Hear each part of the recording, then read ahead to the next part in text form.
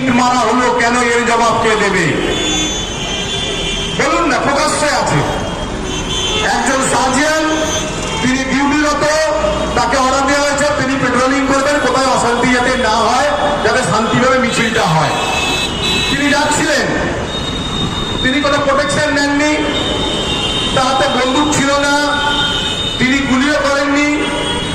তাকে হঠাৎ করে ইট ছোড়া হলো, সেই ইটটা তার চোখে লাগে। আজও পর্যন্ত তিনি হসপিটালে রয়েছেন, তার চোখে দৃষ্টি পাবেন কি না পাবেন এখনো তার ঠিক নেই। তাহলে এটাই কি শান্তি মিছিল? ও সুগন্ধি বাবু বলুন, এটাই কি শান্তি মিছিল?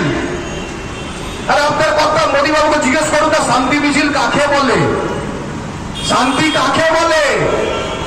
আরে ইপসিতাদর, মীনাক্ষী এরা বলে বলে বেড়াচ্ছেন শান্তি মিছিল শান্তি মিছিল। আরে তোমরা কি ভুলে গেছো বান্দরার সেই কাণ্ড?